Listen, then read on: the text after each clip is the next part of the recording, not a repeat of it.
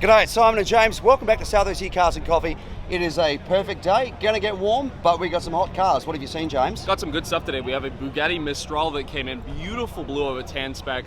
Never seen that car on social media or here. It's just absolutely nuts. He said it's his wife's car, and she spec'd it. Well, she did a heck of a job. Yeah, absolutely. 930 slant nose as well, turbo, insane car. We have a beautiful vintage Aston. Just a great collection of cars today. One of the Dakar Porsche, which is great to see. That looks like it's done a bit of off-road work. Yep. Ton of interesting stuff. And the guys from Barrett Jackson here, of course, promoting their upcoming Vegas and also Scottsdale auctions. Hey, don't forget, if you're coming to Southeast Here Cars and Coffee, please remember to respect our rules. No speeding, no revving, no burnouts. That includes on the streets of San Clemente and getting on and off those freeways. Mate, a ton to see. Let's go for a walk and check some stuff out. Let's do it.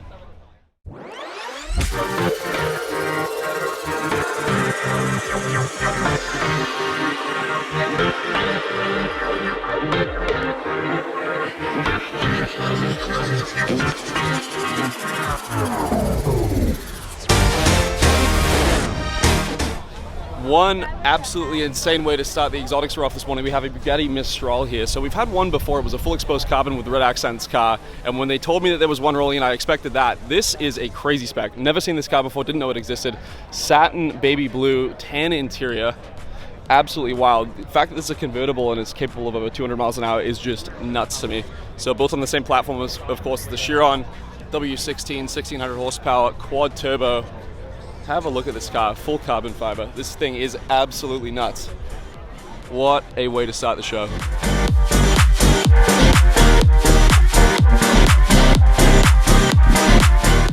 I think the more that I see the 992.2, the more I'm starting to like it. This car looks so good in person. Love this dark gray. It's almost like a slate gray. I'm not sure if this is China gray or what it is, but it looks absolutely fantastic. It's like a really, really dark Nardo gray. You have these silver wheels here, center locks, big CCBs. Love the GT3 Touring as well. It's just that profile on the back is so pretty. It's a lot narrower than the 3RS. Obviously, you don't have those side intakes, so it is the narrower 911. But something about the design of this car just looks so good, especially with the Dot 2 facelift. Between the Dot 1 or the newly revised Dot 2, which one do you guys take? Make sure to comment down below.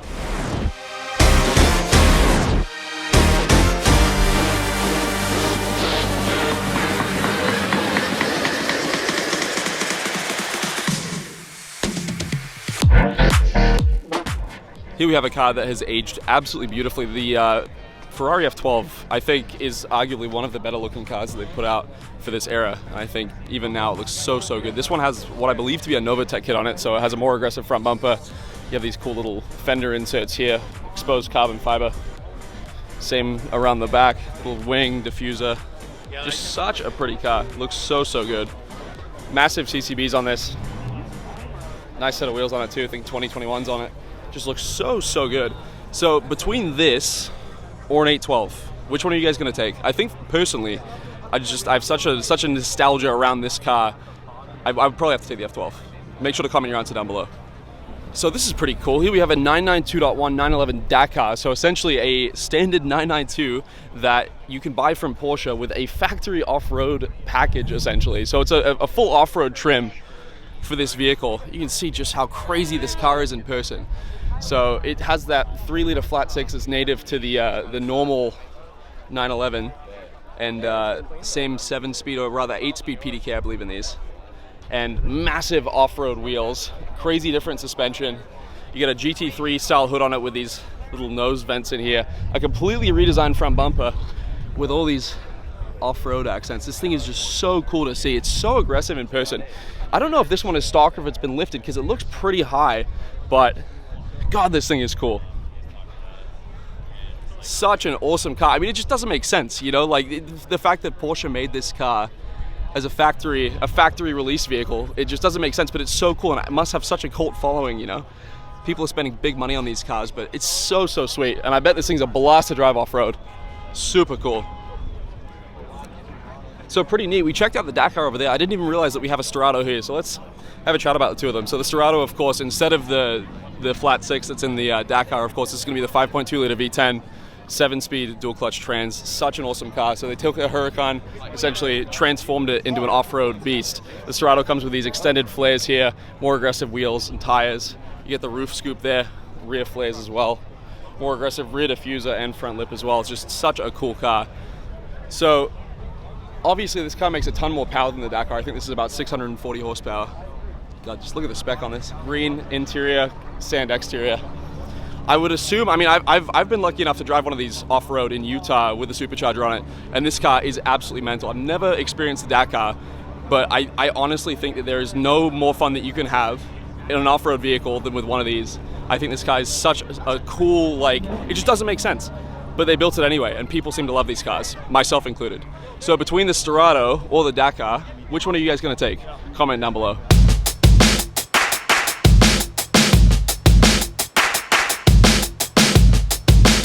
Here we have a Temerario in the front row in this overflow area. This is a really neat spec. So I've never seen this color in person before, this beautiful metallic red on silver wheels.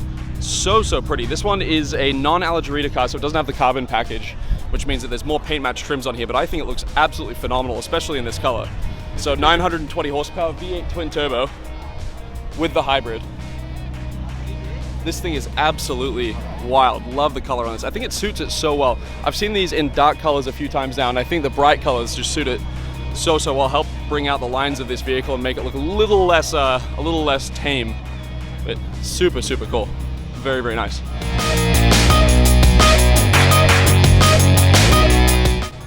We mentioned the merch on opening. So many great new designs. We've got this burgundy coloured one here. And then the white one's pretty cool. You got South OC Cars and Coffee on the front, on the back. Porsche. The green, we got the 3/4 zipped. There's a ton of great stuff and a ton of great hats as well. Make sure to either come to the show and check it out, or get online at South OC Cars and Coffee and see everything there. Great having Barrett Jackson here for the first time. They're here telling all of our people what they do. Got a couple of shows coming up. Las Vegas, September 10 to 12, and Scottsdale, January 23rd to the 31st. I'm sure you guys have probably watched Barrett Jackson on TV, but check out the website. They've got some cool cars coming up, and there's nothing like the feeling of being at an auction live. It's just not the same on TV. Great to watch, but go there live, experience it. Hey, and who knows what you might come home with. Shout out to the guys in Vor and Premium Auto OC. These guys actually PPF my McLaren this week and did a great job. Thank you, gentlemen. Great product, great service. So happy with it. This is Ken. Ken is one of the guys that started Quarantine Cruise. Ken, you've got a new car, brother. Congratulations. Split window, 63. Love the wheels. Love the spine down the back. You know the crazy thing about the 63? 62 didn't have it. 64 didn't have it. When the designers put it in 63, the bean counter, so to speak, went, oh, we don't know, it might block people's view. Now guess which one is worth all the money? It's this one, because it only happened for 1 year. Hey mate, it's beautiful. So 4-speed, original 4-speed in it. Muncie, yep. And then under the hood, 340 horse, so it's a 327 originally. Yeah, mate, it's great looking car. And it looks so original under here. Look at this, you know, still got the cast exhaust manifold, and just everything on this thing looks so original. I think out of all Corvettes, the split window is definitely my favorite. It just looks great. And you know what, there's more expensive ones, things like 427 models, the really ridiculous stuff in later years. But you know what, if you want a car that you can just get in, cruise, not overpowered, and most importantly, in a Corvette, doesn't overheat, which most of the big blocks did. Small block like this is just absolutely perfect. Congratulations, mate. Well deserved. Simon, you put on a great show, you and James. You guys do a fantastic job, so if you haven't been here, make sure you're here. South OC Cars and Coffee, my favorite. Mate, and the same with Quarantine Cruise. Ken does that. They're on tomorrow, aren't you, mate? No, 2 weeks. 2 weeks tonight. 2 weeks. 2 weeks. If you haven't seen that, it's Soco Mix up in Costa Mesa. If you're into classics and muscle cars, man, you've got to check that out. That is one of my favorite places to go. Thanks for coming out, brother. Appreciate you. Great show, brother. Man, thank you. All right, we got a new sponsor at South OC Cars and Coffee. These guys, Rogue Vehicle Company. If you want to make yourself a serious camper van, these are the guys to talk to. This isn't a half-done job. This is pretty darn special. We've got people up in there looking at it, which I can't say I blame them. We'll let them jump out of the way. But if we look up in this, I mean, just look at the seat mounts in this thing as we get up into it. This has got everything, including the kitchen sink, but you got your bedding up there, you got all your cupboards for storage, you've got everything you could possibly need. Obviously the bed folds back, and then you've got living quarters in there as well. This thing is so solid, and all of it, in this particular case, built on a Sprinter as its backbone, but you can get other vehicles as well. If you want them to do a Toyota, they'll do that as well. But what a great thing. I mean, look at the ceiling. Honestly, this is, to me, this is one of the first one of these vehicles that I feel that's been built in similar quality to something like a super yacht. So make sure to check them out, Rogue Vehicles, links on the website.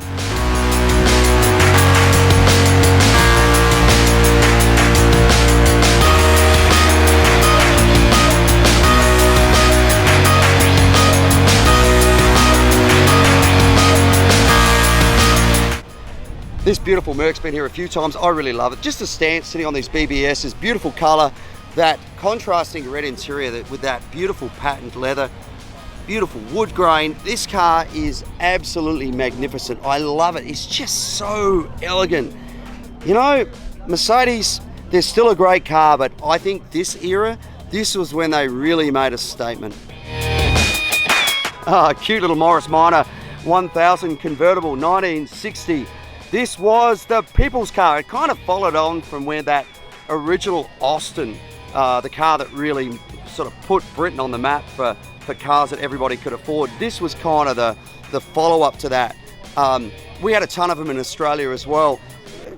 Slow, man, they just had no power at all. But it's just a really simple little 1000cc motor, single SU carburetor, really easy to work on. Just a great example of this car. And of course, Morris went on to build the Mini, and there's similarities in between things like the motor and those sort of things. But great little car, great condition too, isn't it?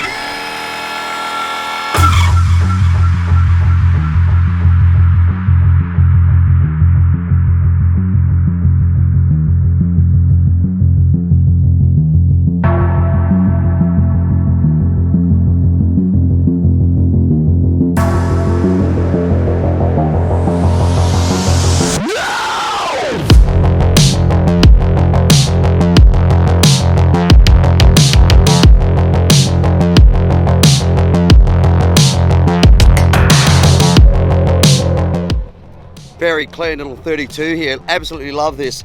First of all, you'll notice it is a genuine flathead engine. Got those Edelbrock heads on it, and it's got the Edelbrock intake manifold with a couple of Strombergs on the top of it. It's just so cool. Look at the way everything's, fuel pump sitting up here.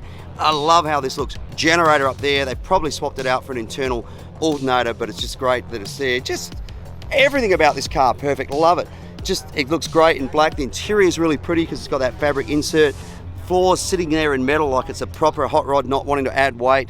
You know, remember that these original hot rods were built by guys who'd come back from the war and didn't have a lot of money, and they were buying these old 1930s cars, some of them the earlier 20s cars, and they were basically wanted to strip them down and make them to something good. That's how the hot rod culture started, and it started right here in Southern California. This is cool. Something else is super cool. Look at this Ford delivery van. Now, I don't know that I've ever seen that front end on a Ford before. It's a 1938, very different from the cars of this era, but it's just really, really interesting to see. It's you can see how they've sort of integrated this kind of teardrop underneath. They had that in the cars in the headlights of the era, but this is very, very different. It's just running flathead V8 again. Look at that in there. Amazing that it's actually got a V8. I wonder if that was original. But this is what somebody would have used back in the 30s for their deliveries. What a great, great old van. And of course, then there was a hiatus of a lot of vehicles when America joined the war. The war effort, a lot of the manufacturers, Ford, GM, they went into building vehicles for the military, but this is a great old van, really nice. All right, I'm going to sneak through the crowd. I just want you to hear this. This car is the best sounding car we've ever had at the show. Have a listen to that. Big block, you can smell it's running race fuel. Such a beautiful car. Absolutely love it.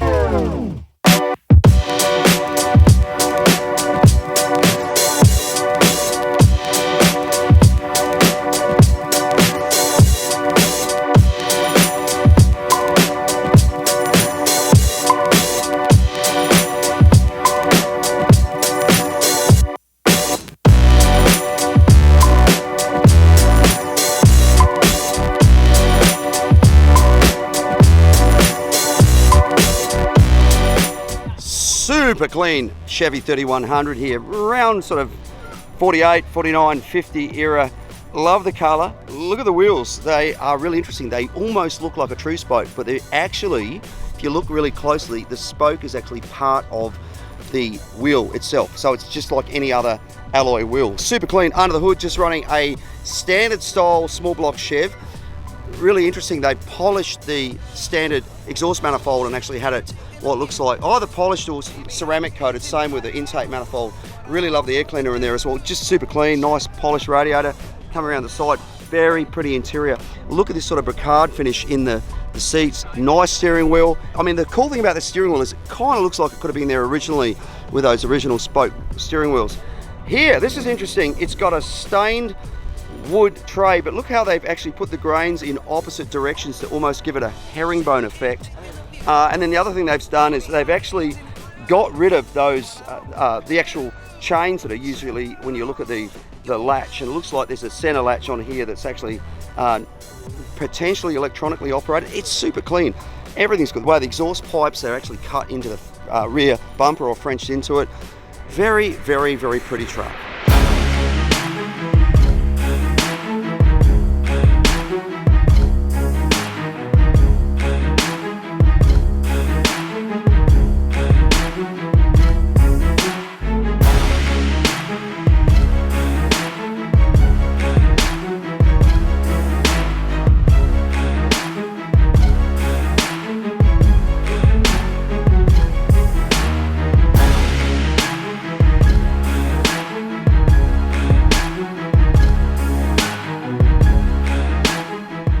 Look at this little Subaru Brat, all set up for success back here. Got the cooler, got the seats with the heck handles. I was going to say something else. Got the AstroTurf. We had something similar in Australia. It wasn't called a Brat, it was actually called a Brumby. But just a little tiny little pickup. But, you know, very capable off-road as Subarus are. Pretty cool, right? Fun little thing.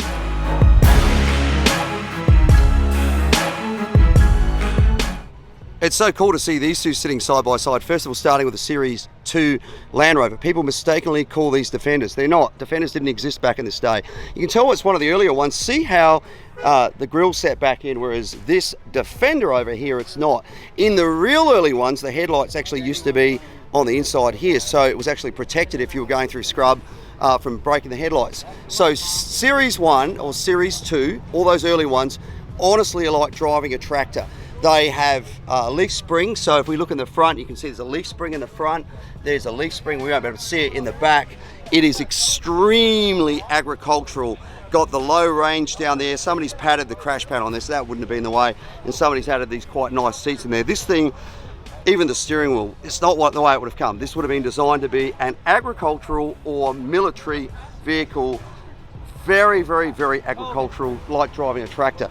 Then the Defender came along and they were still being used for those types of applications, but they also became, well, in Australia we called them Touring tractors. In other words, they were all the soccer mums would actually use them to take the kids to school. Still utilitarian, still very capable off-road, but they went away from the early days of a very, very, very underpowered four-cylinder inline four-cylinder engine to obviously the Rover V8, 3.5 litres. They got bigger as they went along, but quite a capable vehicle still, but nice to drive.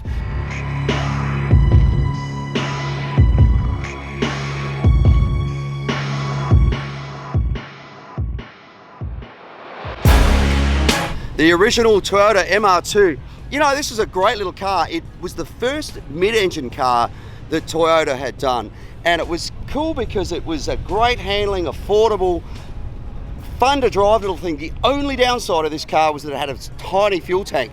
Sort of suffered similarly to the LFA in that, you didn't have a lot of range in it, but it really was able to provide that visceral driving experience to somebody that wanted something more than a Celica for a very reasonable price. And then of course they got bigger as they went on, and then eventually they killed it. But I have heard they're bringing it back, and that's super exciting.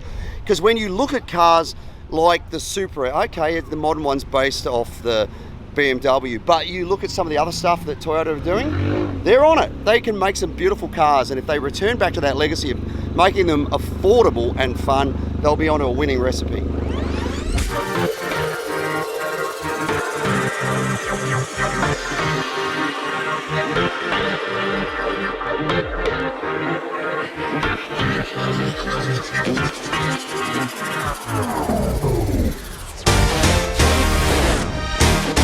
That is it for a very hot South OC Cars and Coffee. Thank you guys so much for coming out and checking out the event. Please remember, if you are attending the event, respect the rules, no revving, no speeding, no burnouts. That includes on the property, driving through the streets of San Clemente, and then getting on and off those freeways. I want to say a massive thank you to all the sponsors. We have the Bracketeer Way Marketing, McGuire's, Mazda, HRE, Wheels, iAccent, Lawyers, European Exotic Center, Orange, County Dios, Grenadier, Hillbank Motor Corporation, Magnaflow and Camberg, and of course Rogue Vehicles as well. Do also want to say a massive thank you to all the volunteers for helping us put on this event each and every week. We could not do it without you guys. Remember, if you want to become a volunteer, hit us up on Instagram at South OC Cars and Coffee Merch, where we handle all the volunteer rostering, and then while you're over there, check out some of our hats, hoodies, t-shirts, stickers, everything you guys could possibly want. Yeah, we got a ton of new shirts at the moment. 3 new tees this morning, a ton of hats, so definitely head over there and check it out. Big thank you to Ruby's for feeding the masses and also setting up our volunteers with coffee and donuts every week. And a big thank you to the outlets of San Clemente for allowing us to be here. If you need to do any shopping, go to the movies, grab a coffee, whatever, come to the outlets, tell them South OC Cars and Coffee sent you. Don't forget to like, comment and subscribe. We'll see you back here next week for another South OC Cars and Coffee. Thank you guys.